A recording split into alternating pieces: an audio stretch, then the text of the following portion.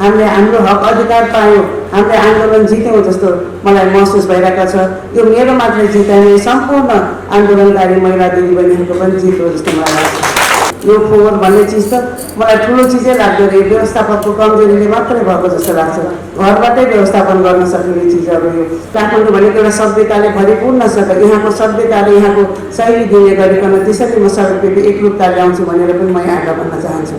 यो स्तरोन्नतिको लागि चाहिँ सामुदायिक स्कुलमा पनि सबैले मेरो बच्चा बढीको स्तरमा पढिरहेको छ, उसले गुणस्तरीय शिक्षा पाएको छ भनेर त्यो अनुभूतितिर आउन म जहिले पनि लाग्नेछु भनेर भन्न चाहन्छु। महानगरभित्र बस्ने सबैजना बाहिरबाट आउनुभएको होस्, यहाँको स्थानीय होस्, महानगरवासी मैले सबैलाई समान व्यवहार गर्नुपर्छ, सुन्दर र सुरक्षित काठमाडौँ बनाउनु भनेर आएको छु। काठमाडौँलाई यो ऐतिहासिक व्यापारिक केन्द्रलाई यसलाई इकोनोमिक हब बनाउनु भनेर म आएको छु। काठमाडौँलाई काठमाडौँ बनाउन आएको छु।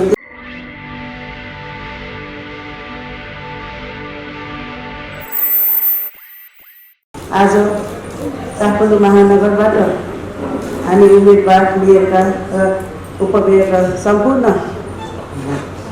हाम्रा नेपाली काङ्ग्रेसबाट र गठबन्धनमा रहेका सम्पूर्ण उम्मेदवारलाई जिताउन आज आयोजना गर्नुभएको कार्यक्रमको लागि संयोजक आदरणीय किशोर साक्यज्यू, मञ्चमा आसीन आदरणीय डाक्टर आनन्द श्रेष्ठज्यू, आदरणीय प्रेमबहादुर खड्काज्यू, आदरणीय रामेश्वर उपाध्यायज्यू, आदरणीय डाक्टर सुरेश आचार्यज्यू, आदरणीय राजेन्द्र अधिकारीज्यू, मञ्चमा आसीन आदरणीय वीररत्न दाई र यहाँ उपस्थित सम्पूर्ण प्रदेश सांसद राजेन गुरुङज्यू पनि हुनुहुन्छ राजमा, र यहाँ उपस्थित सम्पूर्ण विभिन्न पेसाका आदरणीय बुद्धिजीवी दाजुभाइ दिदीबहिनीहरूमा मेरो जय नेपालको न्यानो अभिवादन जय नेपाल।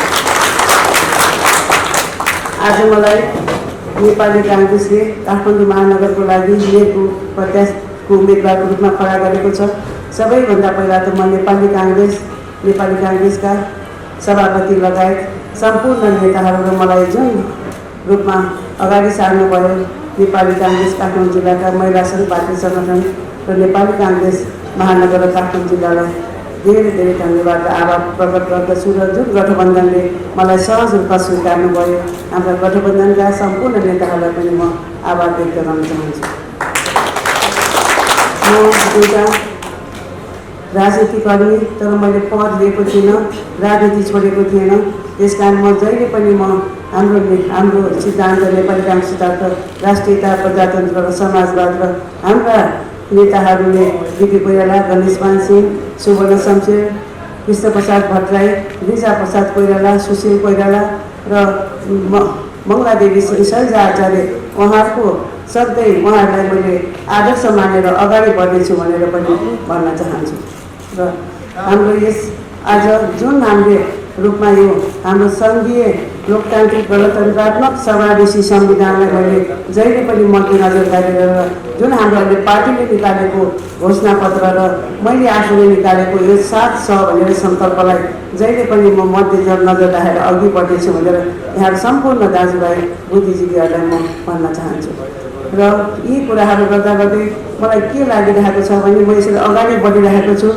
म सबै महिला दिदीबहिनीहरूलाई भन्न चाहन्छु, हामीले एउटा जुन आन्दोलनमा हाम्रो महिलाहरूलाई सबै चिज चाहिन्छ, हक अधिकार चाहिन्छ भनेर लडेका थियौँ, अगाडि बढेका थियौँ, हामीले हाम्रो हक अधिकार पायौँ, हामीले आन्दोलन जित्यौँ जस्तो मलाई महसुस भइरहेको छ। यो मेरो मात्रै जित होइन, सम्पूर्ण आन्दोलनकारी महिला दिदीबहिनीहरूको पनि जित हो जस्तो मलाई लाग्छ। र यी कुराहरू गर्दा गर्दै मैले भन्नै पर्छ, मेरो आफ्नो सङ्कल्पलाई मैले अगाडि सार्नै पर्छ, किनभने मैले उम्मेदवारको रूपमा चुनावी मैदानमा खटिरहेको छु। त्यसकारण म अगाडि बढिरहेको छु। त्यसकारण मेरो आफ्नो सङ्कल्प र पार्टीको घोषणापत्रलाई मैले यहाँहरू समक्ष मैले ल्याउनै पर्छ। ती ल्याउँदाखेरि यहाँ सबैजना बुद्धिजीवीहरू हुनुहुन्छ। त्यसकारण सबैभन्दा मैले विजयी भएको डे 1 देखि यहाँको सबैको साथ र सहयोग र यहाँको सुझाव भएन भने म सफल हुन्न, किनभने म त त्यहाँ कामकर्ता मात्रै हो। यहाँहरू सबैको साथ र सहयोग चाहिन्छ। त्यहाँ विभिन्न निकायहरूमा सुशासनदेखि लिएर पूर्वाधारदेखि लिएर सफा सबै चिज गर्नलाई सबै यहाँको शिक्षाको लगायत स्वास्थ्यको सबै यहाँहरू विज्ञ हुनुहुन्छ, मञ्चमा हुनुहुन्छ, तल हुनुहुन्छ, सबैजना दर्शकमा हुनुहुन्छ, सबैजना यहाँको साथ सहयोग चाहिन्छ मलाई। मैले जितिसकेपछि पनि म यसरी नै यहाँहरू सबैलाई भेला गरेर यहाँको सुझाव लिएर मात्रै अगाडि बढ्नेछु भनेर म भन्न चाहन्छु। मेरो आफ्नो सङ्कल्पमा सबैभन्दा पहिला म एउटा राजनीतिक कर्मी, म एउटा सामाजिक अभियन्ता र म घर पनि सम्हालेर आएकी महिला भएको कारणले सबैभन्दा पहिला घर व्यवस्थित भएन भने बाहिर ठुला ठुला कुरा गरेर केही हुँदैन। त्यसकारण मैले सबैभन्दा पहिला महानगरभित्र सुशासन ल्याउनु पर्नेछ। त्यहाँ सेवा सुविधा चुस्त दुरुस्त र छिटो छरिटो गराउनु पर्नेछ। त्यति मात्रै होइन, भ्रष्टाचार मुक्त गर्नुपर्नेछ। र अर्को अहिले आइटीको जमाना छ, यो डिजिटल प्रविधि अप्नाएर सबै डिजिटल प्रविधि अप्नाउन सक्नुहुनेहरूलाई घरबाटै सेवा सुविधा दिनपट्टि मेरो प्रमुख दायित्व हुनेछ। म त्यसमा म लाग्नेछु भनेर सम्पूर्णलाई भन्न चाहन्छु। र अर्को कुरा, काठमाडौँ तपाईँहरू यहाँ आउँदाखेरि बाटोमा जताततै फोहोर देख्नुभयो होला। म पनि आउँदा जताततै फोहोर देखेँ, खाल्टाखुल्टी, धुलो, प्रदूषण। त्यो हामीले 20औं-25औं वर्ष भइसक्यो हामी देखिरहेको बेहोरिरहेको। मैले पिएल सिंह दाइको पालामा अलिकति मैले चेन्ज देखेकी थिएँ। उहाँको पालामा यो मन्दिर मठ मन्दिर पार्टी पौवामा जुन पिपलको रुख र घाँसको रुख उम्रेको र सडकहरू अस्तव्यस्त भएको उहाँको पालामा मैले व्यवस्थित देखेको थिएँ। मन्दिर र मठहरूमा पिपलको रुख र घाँसको रुख उम्रिन बन्द भएको उहाँको पालामा देखेको थिएँ। त्यसपछि अहिलेसम्म जस्ताको तस्तै काठमाडौँ महानगरपालिकाका सडक सबै नदी नाला बाटोघाटो ट्राफिक सबै अस्तव्यस्त र झन् दयनीय अवस्थामा छ। त्यो मेरो प्रमुख दायित्व हुनेछ। यो फोहोर भन्ने चिज त मलाई ठुलो चिजै लाग्दैन, यो व्यवस्थापकको कमजोरीले मात्रै भएको जस्तो लाग्छ। घरबाटै व्यवस्थापन गर्न सकिने चिजहरू यो हामीले कम्पोस्ट मल एकातिर, रिसाइकल गर्ने एकातिर, नष्ट गर्ने चिज मात्रै गऱ्यो भने यो फोहोरलाई मोहर बनाउन सकिन्छ। तर अहिले हेर्नुहोस् त बाटोमा यसरी थुपारेर कसरी यस्तो हुन्छ? झन् यसले रोग बढाउने, सहर दुर्गन्धित गर्ने, बाटो बिगार्ने बाहेक अरू केही पनि हुँदैन। त्यस्तै ट्राफिकको त्यस्तै छ। ट्राफिकलाई समय निर्धारण गरेर यो जुन यो हाम्रो यात्रुहरूलाई सुविधा पुर्याउनु गरेर छिटो छरेको एकछिन मात्रै रोकेर चलेको चले गऱ्यो भने हामीले जुन अहिले मोटरसाइकल र हामीले गाडीहरूमा आफ्नो प्राइभेट गाडीहरूमा हिँड्नु पर्दा छ त्यसको पनि लोड कम हुन्छ। त्यसमा मेरो विशेष ध्यान जानेछ। त्यति मात्रै होइन, काठमाडौँमा ठुला सडकहरू पनि त्यत्तिकै छ। जुन सडकहरूमा साइकल लेन पनि बनाउन सक्ने प्रावधान थुप्रै छ। हाम्रो नजिकैको ललितपुर महानगरले गरेर देखाइसक्यो। हामीले गर्नु नसक्ने भन्ने छैन, त्यो ठुलो कुरा पनि होइन। त्योतर्फ पनि मेरो ध्यान जानेछ। र अर्को कुरा, सडक पेटीको त्यस्तै छ। सडकमा अस्तव्यस्त पसलहरू छ। त्यो पसल छ भने मैले पसलहरूलाई मैले हटाउने भनेको होइन, व्यवस्थित गर्नपट्टि म लाग्नेछु। म पनि एउटा आमा हो। यो उहाँहरूले पनि एउटा आफ्नो बच्चाको लागि आफ्नो पेट पाल्नको लागि खोलेका पसलहरू हुन्छन्। त्यसकारण म उनीहरूलाई मैले धम्काउने बिगार्ने म काम गर्दिनँ। तर व्यवस्थित एउटा ठाउँमा निश्चित ठाउँ बनाएर त्यो व्यवस्थापन गर्नुपट्टि लाग्ने र सडक पेटीमा चाहिँ सबैलाई राम्रो सजिलोसँग हिँड्न, अपाङ्गता भएको व्यक्तिलाई होस्, वृद्धलाई होस्, हामी सबैलाई सजिलोसँग सडक पेटी बनाउने र यहाँ यो काठमाडौँ भनेको एउटा सभ्यताले भरिपूर्ण छ। यहाँको सभ्यताले यहाँको शैली दिने गरिकन त्यसरी म सडक पेटी एकरूपता ल्याउँछु भनेर पनि म यहाँलाई भन्न चाहन्छु। नदी नालाको कुरा गर्नुहुन्छ भने त झन् अब हेर्नुहोस् कस्तो दुर्गन्ध छ। ढल पनि त्यही छ, सबै छ। यो ढल व्यवस्थापन र नदी नाला सफा गर्नुपर्ने पनि मेरो दायित्व छ। भलै यो महानगरको दायराभित्र पर्दैन होला, तर म भन्छु महानगरभित्र पनि ठुला सडक किन नहोस्, नदी नाला किन नहोस्, स्थानीय सरकारले पहल गर्नै पर्छ र पहल लिनपर्छ र उसको दायित्वभित्र र दायरामा नपरे पनि उसको दायित्व चाहिँ हो भनेर म भन्न चाहन्छु। बागमती, विष्णुमती, रुद्रमतीको कुरा गर्नुहुन्छ भने मेरो ससुरा गणेश मानसिंहले सधैँ भन्नुहुन्थ्यो। उहाँ विष्णुमतीमा त यो गर्मीको समयमा स्कुलबाट पनि पौडी खेल्न जान्थे। के अरे यो छुट्टीको यो वर्ष यो के अरे गर्मीको समयमा त उहाँ सधैँ पौडी खेलेर उहाँको बच्चाको दिनचर्या सधैँ त्यही विष्णुमतीमै बित्यो भन्नुहुन्थ्यो।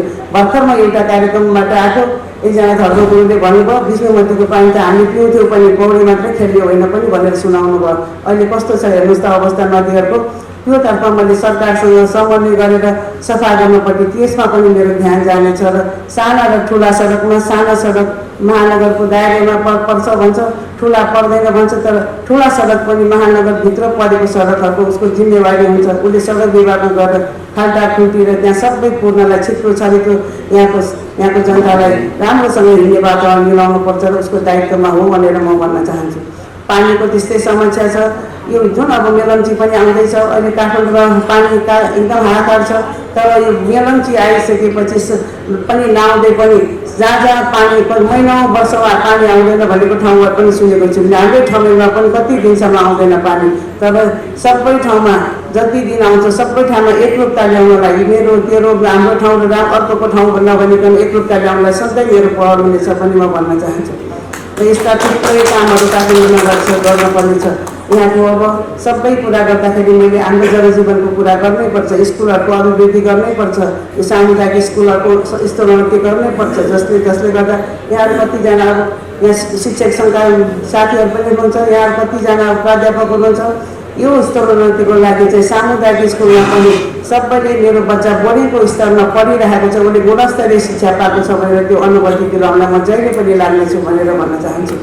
र अर्को कुरा स्वास्थ्यकोमा पनि अघि भर्खर रामेश्वरजीले पनि भनेर जानुभयो, सबै अहिले जुन यो वडाहरूमा स्वास्थ्य सेवाहरू भइरहेको छ यो स्वास्थ्य स्वयंसेविकाहरूबाट मात्रै चलिरहेको छ यो 32 वडामा। तर अब म सबै 32 वडामा स्वास्थ्य प्रबन्धन केन्द्र खोलेर त्यहाँ डाक्टर र नर्स पनि राखेर बेसिक उपचार त्यहीँ गर्ने वडावासीको र भएका जुन अपाङ्गता जुन अशक्त र ज्येष्ठ नागरिकहरूको घर घरले गएर पनि म त्यो सेवा उपलब्ध गराउँछु भनेर भन्न चाहन्छु।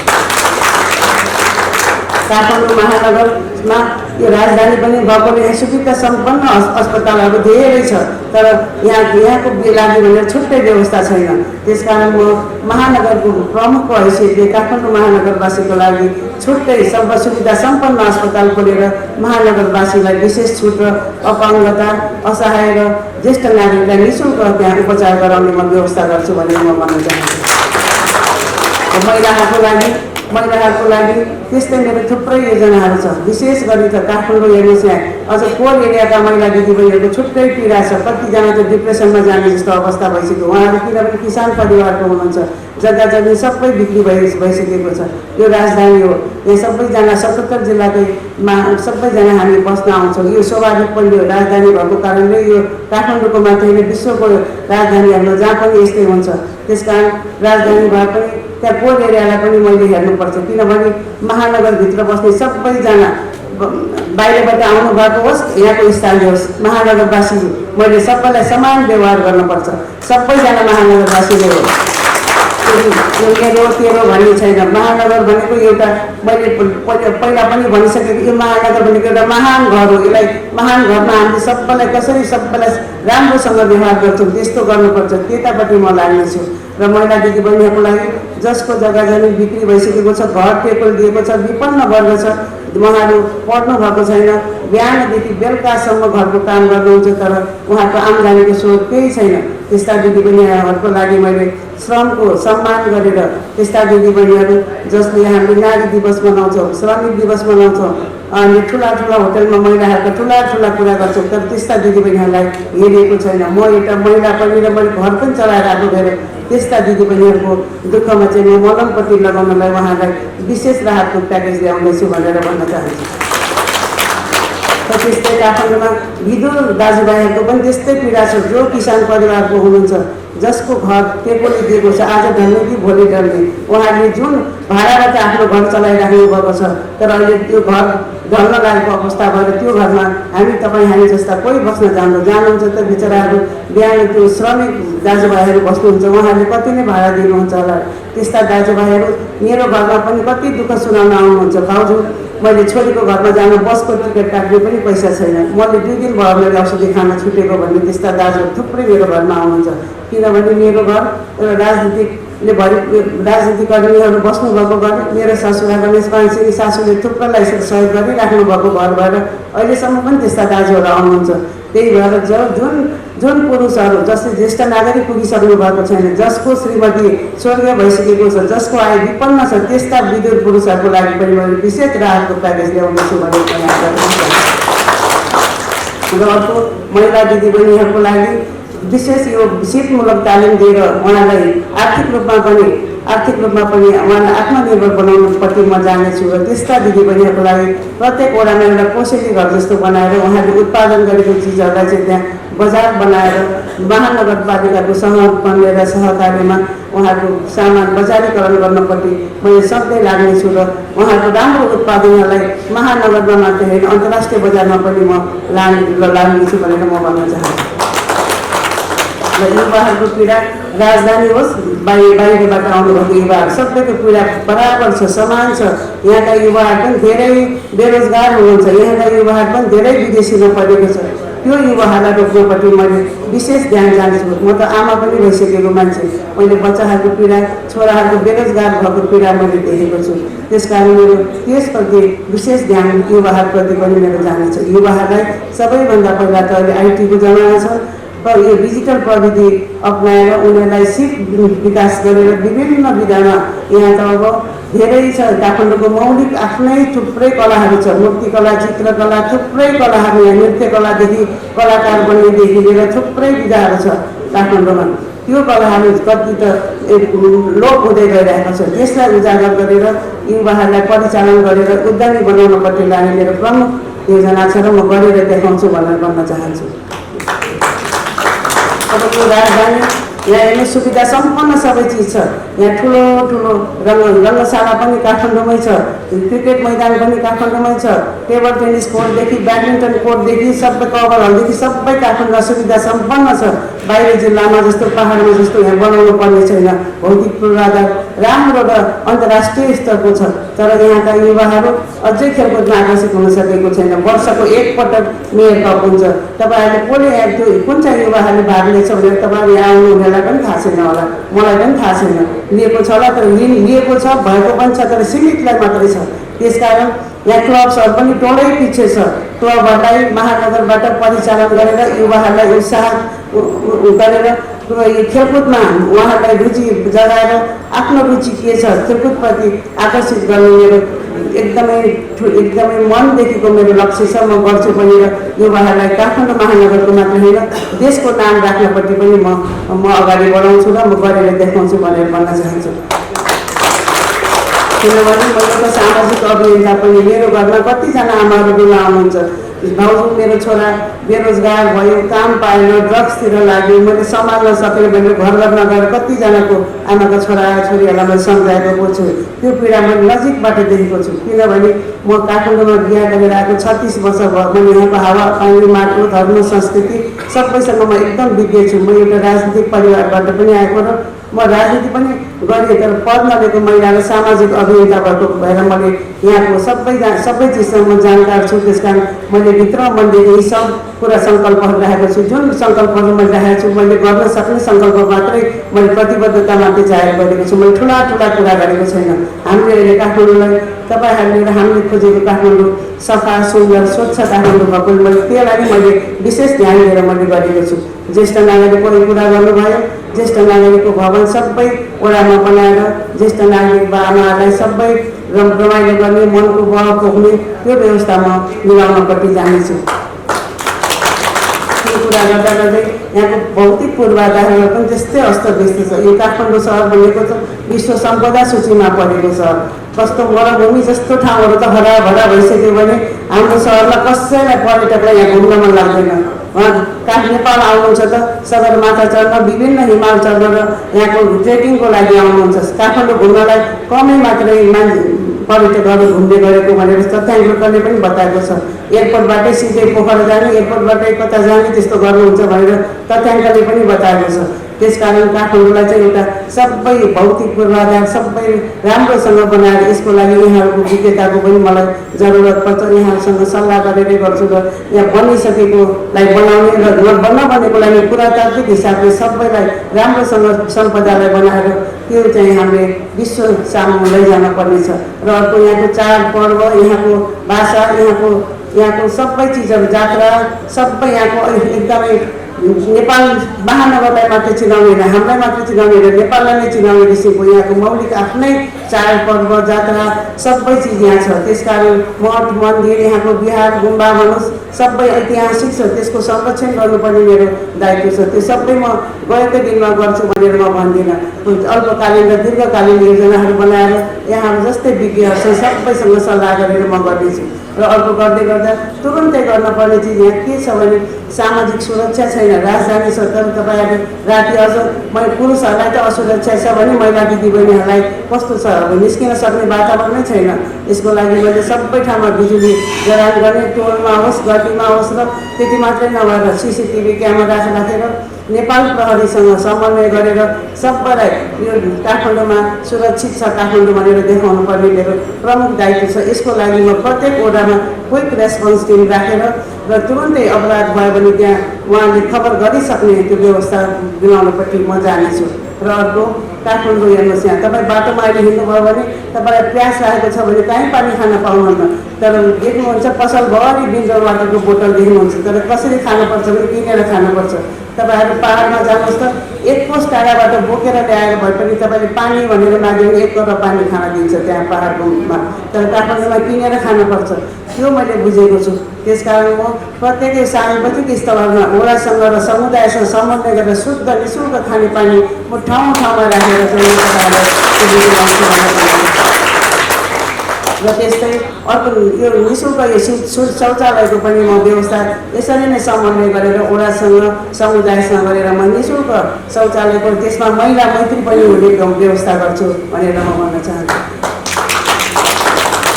यी सबै कुराहरू गर्दाखेरि मैले भन्नैपर्छ तपाईँहरूलाई, हामीले जित्नपर्छ। जुन हामीले प्रतिबद्धता लिएको छु जित्नपर्छ। अहिले भर्खरै रामेश्वरजीले भनेर जानुभयो हामीले जापानमा भेटेको भनेर, यो 2015 को कुरा होला,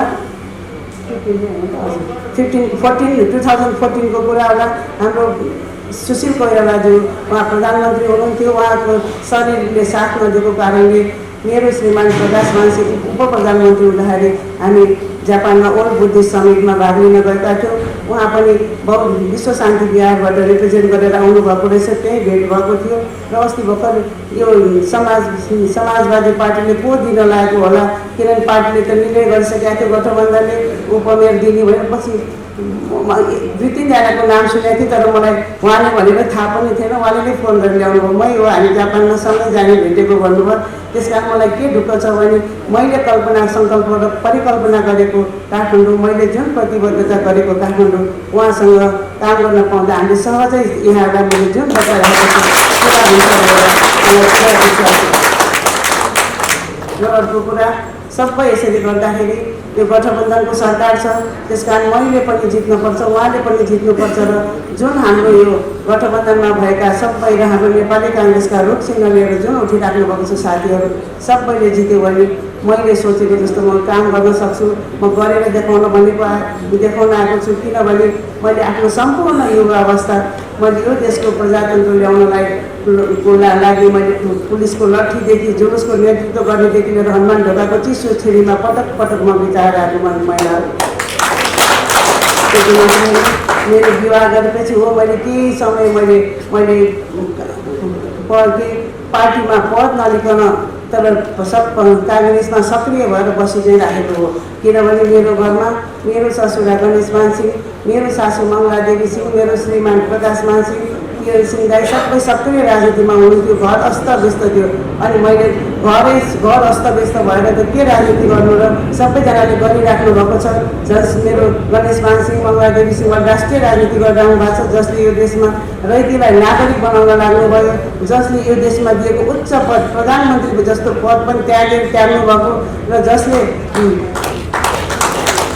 मङ्गला देवी सिंह जसले आफ्नो सम्पूर्ण जीवन महिलाहरूको अधिकारको लागि दिनुभयो। उहाँले त साना 5-5 बच्चा घरमा छोडेर भए पनि जेल जानुभयो। किन भन्दाखेरि त हाम्रो महिला दिदीबहिनीहरूले भोट दिने अधिकार पाउनुपर्छ, महिला दिदीबहिनीहरूले स्कुल जान पाउनुपर्छ, महिला दिदीबहिनीहरू सशक्त हुनुपर्छ, महिला दिदीबहिनीहरू आर्थिक रूपमा आत्मनिर्भर हुनुपर्छ भनेर उहाँले सम्पूर्ण जीवन दिनुभयो। त्यस कारण मैले केही समय मैले पार्टी नछोडिकन पद नलिकन आफ्नो किसिमले सधैँ काम गरिराखेँ, समाजसेवा गरिराखेँ। मैले पद नलिएको भएर अहिले मलाई विभिन्न कुराहरूको आरोपहरू आइरहेको छ। त्यस कारण सम्पूर्ण दाजुभाइ दिदीबहिनीहरूलाई भन्न चाहन्छु, म गौरव गर्छु, म त्यस्तो परिवारबाट आएको मान्छे हो। त्यस कारण म काठमाडौँ बनाउन भनेर आएको छु। तपाईँहरूलाई काठमाडौँलाई काठमाडौँ जस्तो बनाएर देखाउँछु भनेर आएको छु। काठमाडौँलाई स्वच्छ, सफा, सुन्दर र सुरक्षित काठमाडौँ बनाउनु भनेर आएको छु। काठमाडौँलाई यो ऐतिहासिक व्यापारिक केन्द्रलाई यसलाई इकोनोमिक हब बनाउनु भनेर म आएको छु। काठमाडौँलाई काठमाडौँ बनाउन आएको छु। त्यसकारण सम्पूर्ण दाजुभाइ दिदीबहिनीहरूलाई हामीलाई र म नेपाली काङ्ग्रेसबाट रुख चिन्हको चिन्ह लिएर आएको छु। वैशाख 30 गते आफू अलिकति तपाईँहरूले सहयोग गर्न भनेर आइराख्नु भएको छ। तर टोल छिमेका साथीभाइ सबैलाई भनेर नेपाली काङ्ग्रेसलाई र यो गठबन्धनमा हुनुभएको उपमेयर र अरू साथीलाई हामी नेपाली काङ्ग्रेसका वडा अध्यक्ष र वडा सदस्यज्यूहरूलाई सबैलाई जिताइदिनु अनुरोध गर्दै मेरो भनाइ यही टुङ्ग्याउँछु। र आज मलाई निमन्त्रणा गरेर यसरी बढ्ने मौका र दिनुभएकोमा सम्पूर्ण हाम्रा बुद्धिजीवी पेसाकर्मी साथीहरूलाई धेरै धेरै धन्यवाद दिँदै मेरो भनाइ टुङ्ग्याउँछु। धन्यवाद।